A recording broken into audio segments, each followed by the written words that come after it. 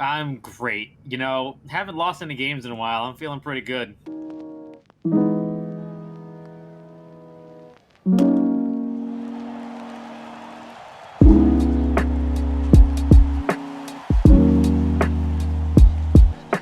What's going on, guys? My name is Dillard. This is another Yankee Way podcast. I am here with my co-host, Mr. John. How are you doing, my good sir?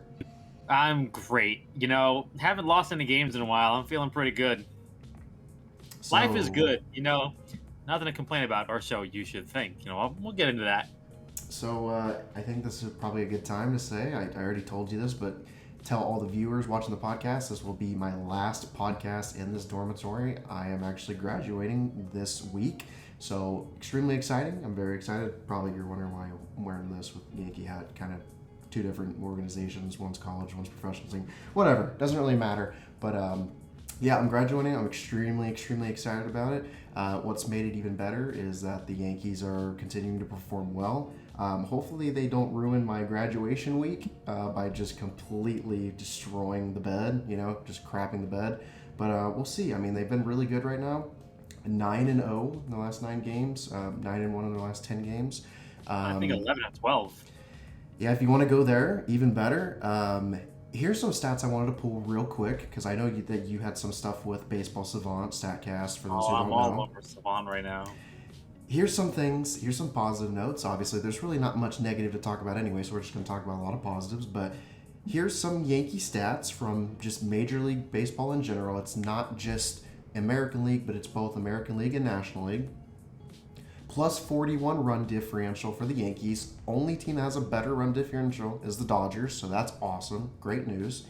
And then the Yankees actually have, for now, it could change obviously day to day, but for now, the Yankees have the best record in baseball, not just in the American League, but in the National League too, 16-6.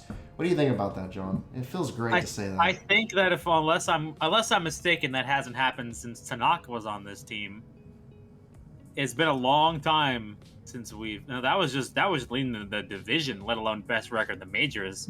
I don't even know the last time we were the best record in the majors. Probably a long time ago, but It feels good. I mean, everyone can complain about it and say, "Oh, you're playing terrible teams." And you know what? You got to win games that you should win. You got to take advantage of your schedule. You got to put the games in the bank now because believe me, we were looking at the schedule before we got on here, and does not get easier down the stretch. So, you got to take what the game gives you, and you got to put them in the bank for later because you're going to need. I think we're 8 games up on the Red Sox right now. We're like 25 games in, like unbelievable. So we got to put those in the bank, and we got to just hold on and keep trucking because tough series coming up, and it's not going to get any easier. Yeah, I was looking at Anthony Rizzo and Aaron Judge's stats. I think it's pretty relevant to talk about them. Love it. These are American League stats. This isn't MLB, so this is just American. This is MLB. Well, this is just American League stats, just as a fair warning. Rizzo 9 home runs, Aaron Judge 8 home runs. That's top 2 in the league for the American League. Pretty good. 21 RBIs and 16 RBIs, top 5. Pretty good. OPS is over 1.0, so good. That's top 5. Pretty good. WRC plus is above 200, top 5. Sustainable. Yeah, completely sustainable. Totally sustainable. And then what's like the best WRC season ever? I'm not terribly sure, but the last thing that I mentioned on here was both of them have an F4 over 1, so they've both contributed at least 1 win to the team, and that's in top 6 as well. So Anthony Rizzo, Aaron Judge, absolutely murdering baseballs, killing it. Obviously, Rizzo's a great defender too, gets all those scoopage and scoop there it is kind of action. I know you probably didn't want me to say that, but I had to say it anyways. What's his WRC plus right now? Anthony Rizzo, from what I checked with the full stats, the full live full season stats, Anthony Rizzo's right now is a 208 WRC plus and Judge's is 203. Okay. So Anthony Rizzo at 208, it puts him 5th all time. 5th all time for what? He's not even in the top. He's not. Yeah. He's 5th all time single season. Gotcha. I mean, for comparison, Bryce Harper's MVP season was 197. That should tell you what you need to know. So he's better than Bryce Harper MVP season. You've just got some some random guy named Barry Bonds a couple times in front of him. But other than that, Yeah, whoever that guy is. Dude, I can't even really say any more about Anthony Rizzo and Aaron Judge. Aaron Judge has been getting really hot lately. Looks great at the plate. Looks amazing. Love it. I know that I unfortunately missed the last 2 games of the Royals series because I actually went back home to celebrate my birthday with my family and stuff over the weekend. But I did see that Aaron Judge did hit 2 home runs in the same game, and one of them I think one of them was 450 feet, like right on the dot, and it hit the scoreboard. 453 off the scoreboard today. Yeah, That's what crazy. a shot! That's crazy. I mean, that's what he should do with that pitch, right? I mean, how many times have we been watching him this season? And I will say that I've been really frustrated with him at the beginning of the year because he would get that pitch and he'd just foul it off and make like a face like, yeah, I should have hit that one. And I'm like, yeah, you should have hit that one. It's a middle fastball. That's your bread and butter, man. Hit it into the stands. And today, yeah, he didn't miss it either time. He hit it, like he did it. And yeah, it was a shot. I mean, you couldn't have squared it up better. I mean, it was a majestic shot. 453 off the scoreboard. Unfortunately, we needed a little more scoring than that. We kind of threw the ball around a little bit today. You missed it. Oh boy, I'm glad you missed it. Unfortunately, that and also everyone's number one complaint, which is the broadcast. I mean, honestly, I'm glad that you're not going to understand this joke, but I'm glad that you didn't have an opportunity to watch this broadcast today because it would have been a good opportunity if you watched it. Because, we've turned this game into a drinking game where Carlos Beltran talks about everybody's opportunities. Oh my God! Is every time opportunity. Yeah, I have liver damage now. Yeah, I didn't watch the game obviously, and I didn't watch Saturday's game obviously because, like I said, I went out of town and went back home. Both nail biters.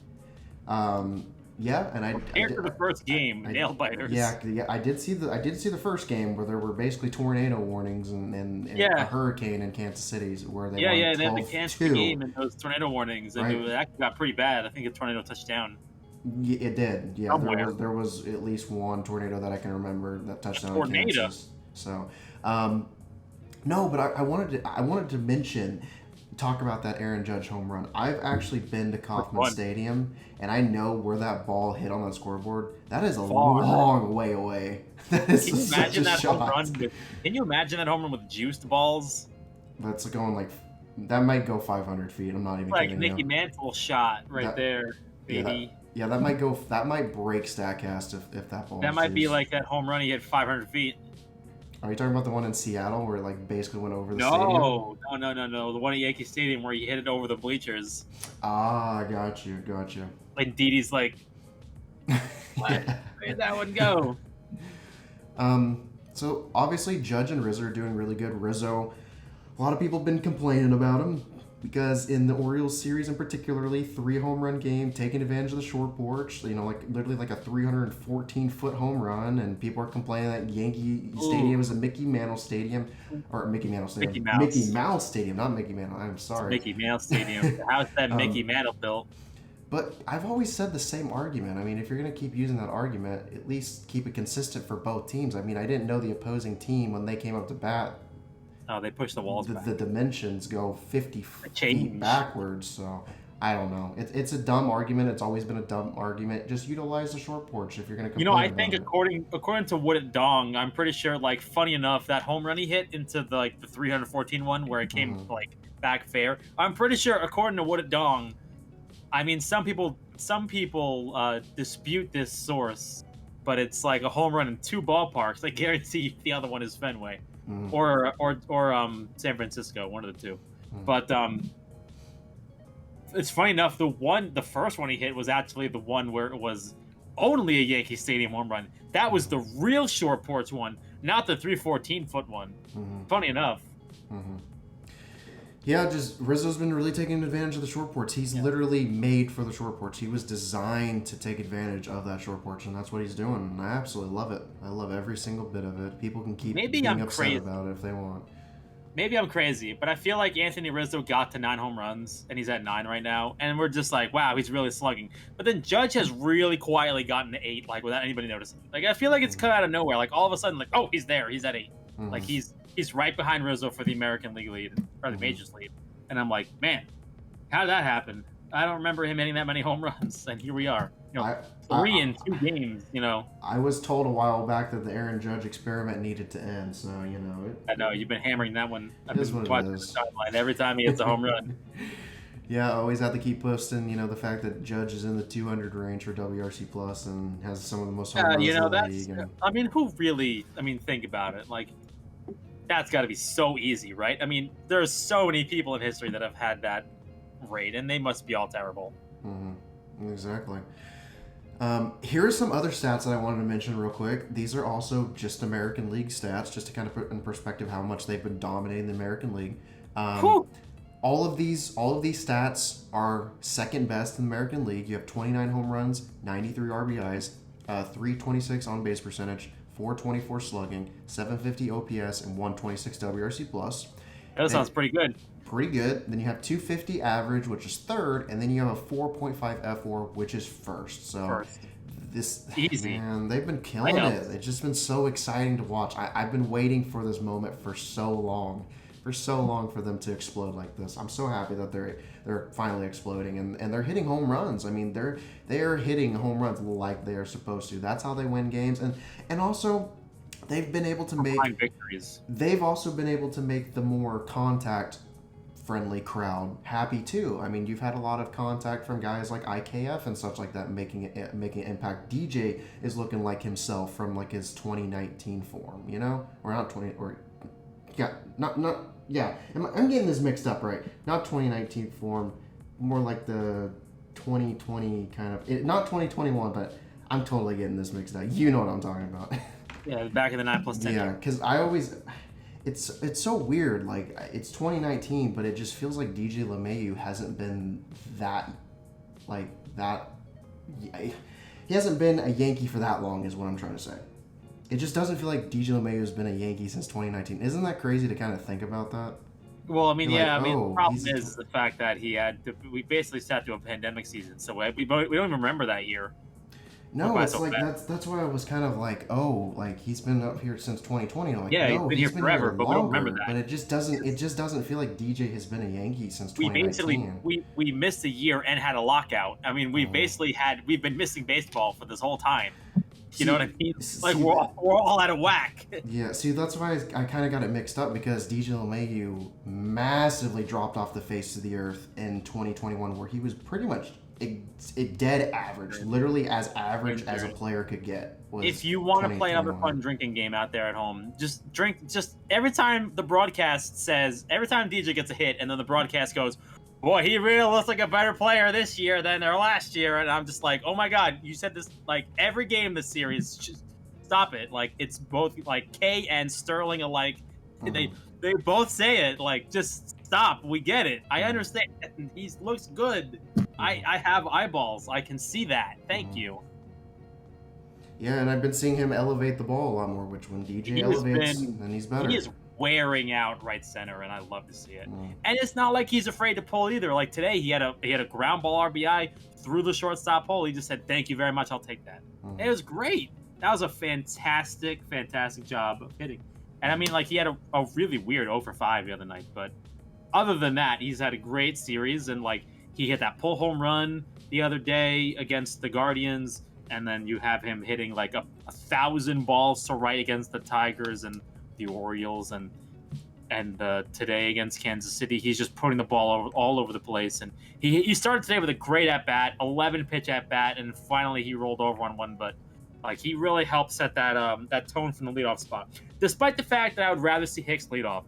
Me personally, I think I want to see DJ bat from the 5 hole more personally. I really like having him in the middle of the lineup. Just me personally. Because it's all about getting DJ LeMahieu more opportunities, because he's going to make contact with the ball 9 times out of 10. So. He has always been one of the better hitters with people on base with 2 outs. You know he's going to give you a good at-bat. You know he's going to put the ball in play somewhere. And you know he's going to put it in play with authority. Like, you know that he's going to do his best to, elevate the ball, as you like to say. And I'm not saying it's a bad thing. That's just your line. But I know he's going to give you a good at-bat. And I have a lot of trust, and he's earned that trust now. And I feel like that last year got away from it, like you said, he was hurt. But he's probably gotten back to it. It looks so good. Yeah. So good. I mean, like, hitting 300 right now, I mean, that's pretty good. Yeah, that's what I was saying. He looks like he's more back to his 2019 form when he was just driving Everybody take a runners in drink. left and right, getting hits left and right. Take a drink, everybody. So, All you at home. here's some other stats I wanted to mention. We've talked a lot about the offense. We haven't talked much about the pitching. So these are also American League stats as well. So you got 9.38 K per nine, which they're third in the American League for. You have a .68 home run per nine, 2.72 ERA, 3.17 FIP, and a 3.7 F4, which is all first place in the American League. And then last but not least, you have a 3.4 Sierra, which is second in the American League. So just like the offense, the pitching has been amazing. That's not just the bullpen or the rotation. Who has a that's higher both. Sierra than us? In American League? What, Seattle? Here, let me check that for you real quick because I just looked up this information. Who could possibly? Maybe the Tigers? I don't know. I don't think so. Give me 1 second. Give me 1 second because I will look this up for you. You do that. In the meantime, I want to complain about something real quickly. I know I love to complain, but I sat down today and I watched Severino get through 2 innings, pretty calm, and then all of a sudden, it just kind of seemed like he just kind of shifted down a couple gears, and his fastball the whole day was sitting 94. I felt like he threw a ton of changeups. For a while, he was throwing like equal number of changeups and fastballs, and I'm like, when the hell did Luis Severino become like right-handed Andy Pettitte? Because he doesn't want to throw his fastball. He just wants to throw off-speed stuff the entire time. He became a finesse pitcher overnight all of a sudden. Couldn't locate the slider, didn't throw the cutter, threw a million changeups. He got into a lot of trouble because of the changeups. They were hammering it. And I'm like, dude, just start throwing fastballs. And finally, someone woke up. I guess Matt Blake said, maybe you should throw a fastball. And then finally, he like stepped on the velocity and threw fastballs. And what do you know? All of a sudden, swings and misses, awkward contact, balls in play in the infield. And I'm like, wow, who would have thought that worked? Like, ever since he gave up a double to Benintendi and he gave up a home run to Michael Taylor today on a fastball. And after that, he just got scared of it. And I'm like, dude, you're down 4 miles an hour. It looks like you've checked out somehow. You're throwing a million changeups. They're not swinging at it. The slider's not a strike. Like, you need to throw a fastball in the zone up, and you need to get swings and misses to get the other pitches working. Anyway, that's my complaint. Okay, so I have your answer. So the Yankees, like I said, 3.25 Sierra. Well, at the time I said 3.2, but 3.25 to be specific. The Rays, 3.05 Sierra. Oh, of course. So, but they're missing like everybody. That's crazy, and they're getting hammered too. That's so weird. Well, just like I mentioned, I didn't want to just give the offense some love. I want to give the pitching, and that pitching isn't just the rotation, or the starting rotation, or the bullpen. It's just both combined. If I mentioned the bullpen, the numbers would be outrageously good. Now, I don't know. At this time, this was actually a tweet that I made the other day, so this could have changed. I don't think it's changed much because the Red Sox didn't do too well against the Orioles. But at one point, like a few days ago, the Orioles bullpen had the same F4 as the Yankees, both tied. Which is crazy. Yeah, if you really think about it, the Orioles bullpen has been really good this season so far. People have been quietly sleeping on it so far. So, yeah, I've been kind of greedy with that bullpen, but for some reason they're suddenly turned into like Tampa Bay North. I don't know what's going on up there, but for some reason, like they've figured something out. Don't know what happened, but all of a sudden, all the people they've been thinking about showed up, and here they are. Not bad, honestly. Just their offense is terrible. Really, really bad. But I mean, they were able to take 2 out of 3 from the Red Sox, so could always be much, much worse. So, I'm just gonna finish hammering my point here. Do you remember the days when Severino would just show up throwing 98, 99, 100? Like, his lowest fastball today was 93.7, and his fastest fastball was 98.2. Like, that's not the pitcher I remember him, and I understand. I don't know what's wrong with him. I'm gonna play doctor here for a second, and I'm gonna pretend I know what I'm talking about. I don't think he trusts his arm. I think he's afraid. I don't know why. I just think he just doesn't. I don't know what's happened. Either he doesn't trust his arm, or he thinks he can get by with 94, which he probably could, but it's clearly not working. You need to do something else. They're hammering you at that speed. So kind of your theory is just based off of his luck or unluckiness, I should say, with injuries in the past that he's not willing to trust his arm and kick up the velocity. Yeah, I think the shoulder injuries last year and the Tommy John surgery might have scared him into just not trusting that he can just pump 99 all day long. Mm-hmm. But like he did like he threw 20 sliders today. He got one swing and a miss. Mm-hmm. Like, well, it says to me is he really needs to trust his fastball more, because obviously the slider and he the needs changeup, to like show I said, the isn't working. fastball. Like I've come on either not this podcast or some other places. I've come on many places and said that like the fact that he throws 98, 99 sets up the slider, because like when you throw hard and you got a slider that breaks that much and like it stays up for so long and then breaks, like if you throw that hard, every mile an hour you lose off your fastball, it gives the hitter more time to just spit on it. Mm-hmm. And it's clearly starting to affect it. Like when you're sitting 94, that hitter has almost like, I think it's when you're throwing 90 versus 99, you have twice as long to react to it. It's crazy. Mm-hmm. But I don't know. I'm not sure if it's just the fact that he doesn't trust his arm, or the fact that he thinks he can get away with 96 and then just like, rear back and throw 99. But that's clearly not working. Yeah. Throwing way too many changeups. Obviously, the slider was not there today for him. He threw 2 cutters and abandoned it. Gotcha. Such a weird outing today. Nestor Cortez tonight was battled with his heart out. I love seeing that. But today, Sevy battled too. Sevy battled real hard. Unfortunately, he did not get helped by errors. Unfortunately, that was a big major no-no today. And he threw a base runner. And before we jump in and just say a few thoughts kind of about the upcoming Blue Jays series, I didn't watch the game, obviously, because I was out, so I don't really have a say-so in this, but kind of give me your thoughts on Garrett Cole's performance. Pull the baseball savant. I mean, it doesn't feel like that yesterday was the Garrett Cole dominant start that I remember him having. I'm going to pull up the savant just to make sure, but I'm pretty sure he got it was such a weird start. I mean, how many strikeouts did he have? I'm going to pull this up. 6, if I'm not mistaken. He had 6 strikeouts, but he only had 1 strikeout going into the 5th inning. It was such a weird game. I just, it was so un-Garrett Cole-like. It felt like he was getting a lot of soft contact, keeping them in the ballpark and keeping them off balance, but he was not getting that strikeout pitch.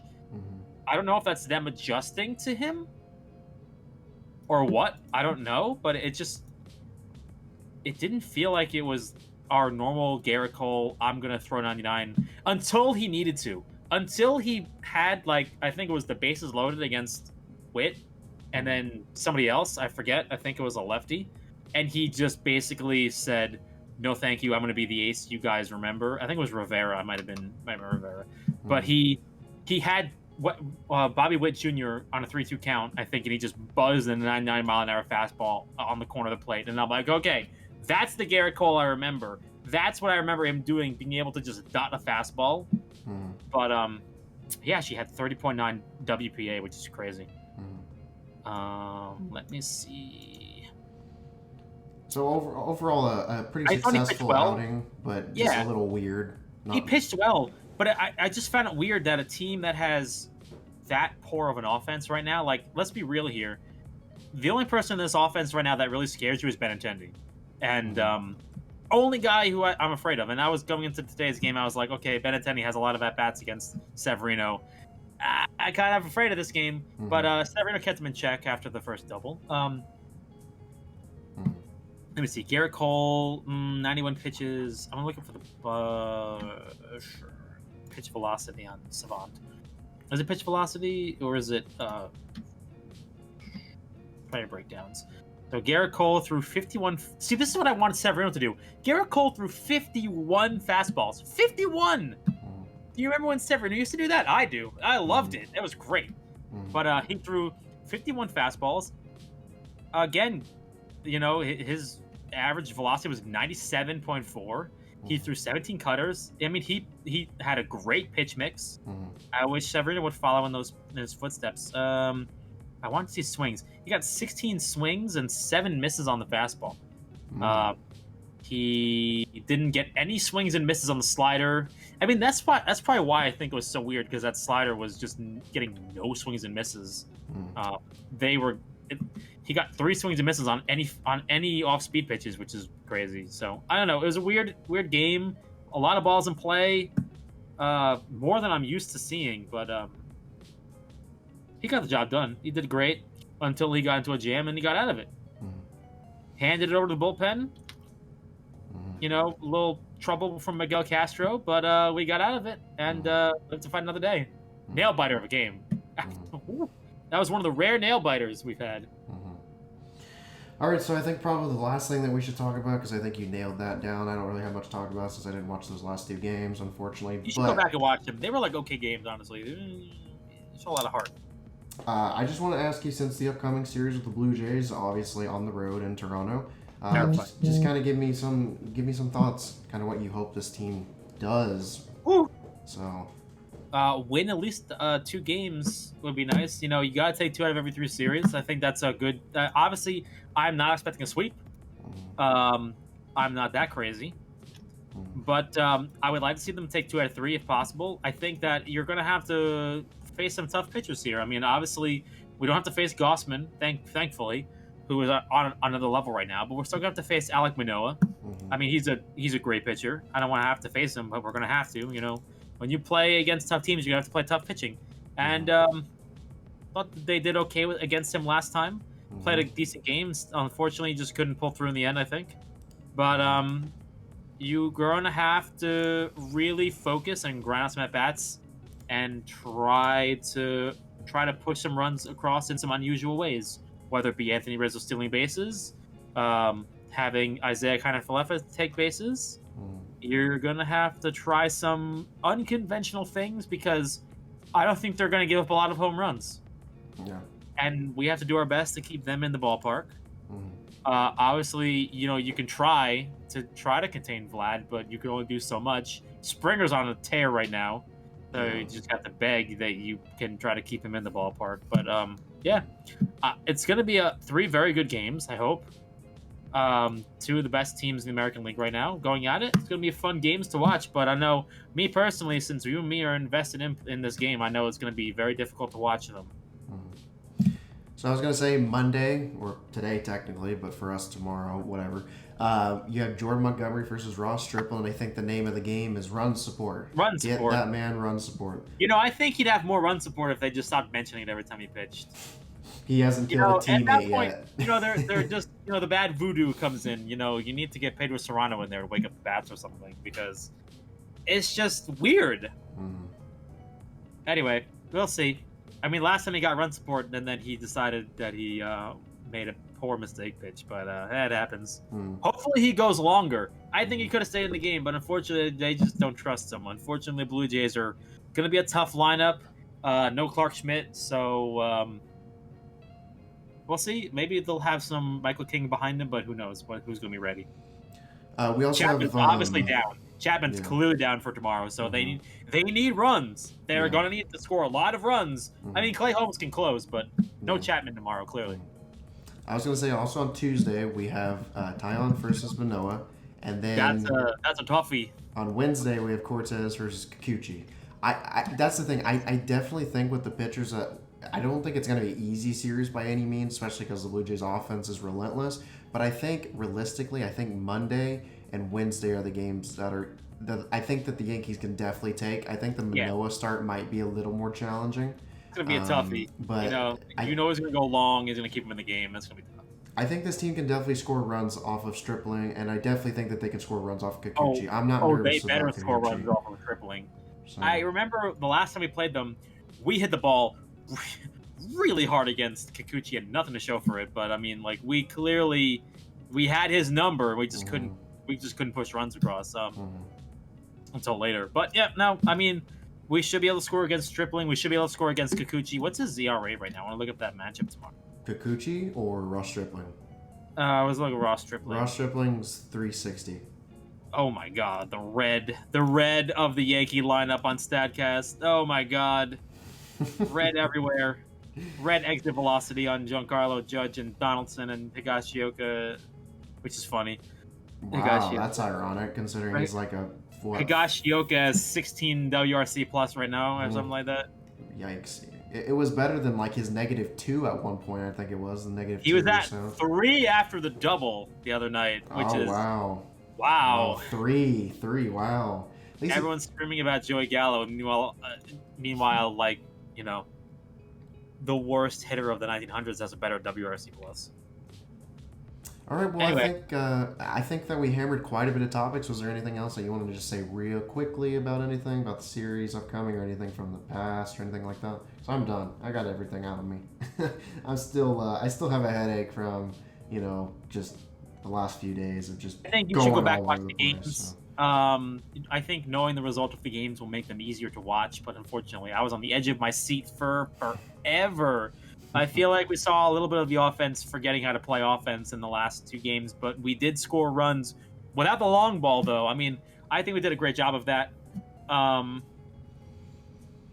Obviously, we used the long ball, which was impressive. I think we would have had a tough time scoring in Kansas City with the long ball, but we did enough of that. A